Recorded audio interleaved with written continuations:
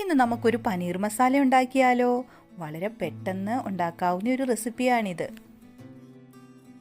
Pan ചൂടായി വരുമ്പോൾ sunflower oil ഒഴിച്ച് ഒരു കഷ്ണം കറുകപ്പട്ട, ഒരു ഏലയ്ക്ക, ഒരു ഞുള്ള് പെരുംജീരകം ചേർത്ത് ഒന്ന് റോസ്റ്റ് ചെയ്യുക.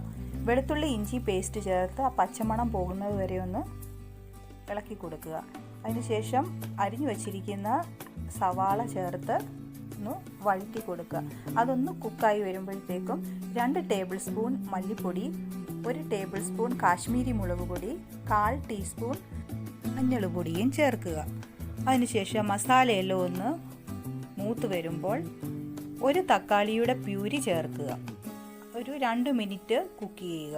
അതിനുശേഷം അത് ആറാൻ മാറ്റി വെക്കുക.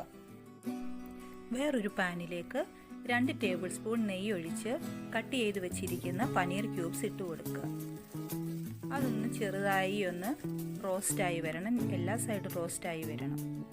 ചൂടാറിയതിന് ശേഷം ആ മസാല ഒരു മിക്സിയുടെ ജാറിൽ ഇട്ട് നല്ലവണ്ണം സ്മൂത്തായിട്ട് അരച്ചെടുക്കാം. ആദ്യം കുക്ക് ചെയ്ത പാനിലേക്ക് ആ മസാല ഒഴിച്ചു കൊടുക്കുക. അതിനുശേഷം കുറച്ച് ചൂടുവെള്ളം ഒഴിച്ച് ഗ്രേവി തയ്യാറാക്കുക.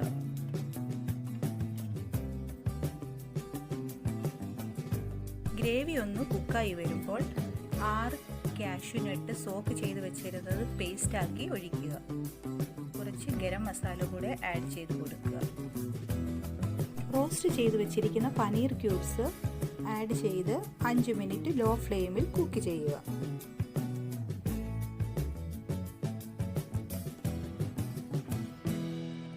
കുറച്ച് കറിവേപ്പില കൂടെ ഇട്ട് കൊടുക്കുക. 1/2 ടേബിൾ സ്പൂൺ പഞ്ചസാര കൂടെ ഇട്ട് കൊടുത്താൽ മസാലയ്ക്ക് അടിപൊളി ടേസ്റ്റ് ആയിരിക്കും. കുറച്ച് നേരം കൂടെ കുക്ക് ചെയ്യുക. അതിനുശേഷം ഫ്ലെയിം ഓഫ് ചെയ്ത് മറ്റൊരു ബൗളിലേക്ക് സെർവ് ചെയ്യുക. അങ്ങനെ നമ്മളുടെ പനീർ മസാല റെഡിയായിരിക്കുന്നു. ഇത് പൂരിക്കും ചപ്പാത്തിക്കും ഒക്കെ നല്ലൊരു അടിപൊളി ഡിഷാണ്. നിങ്ങളൊന്ന് ട്രൈ ചെയ്ത് നോക്കുക. വീഡിയോ ഇഷ്ടപ്പെട്ടാൽ നിങ്ങൾ ലൈക്ക് ചെയ്യാനും കമൻറ്റ് ചെയ്യാനും ഷെയർ ചെയ്യാനും സബ്സ്ക്രൈബ് ചെയ്യാനും മറക്കരുത്.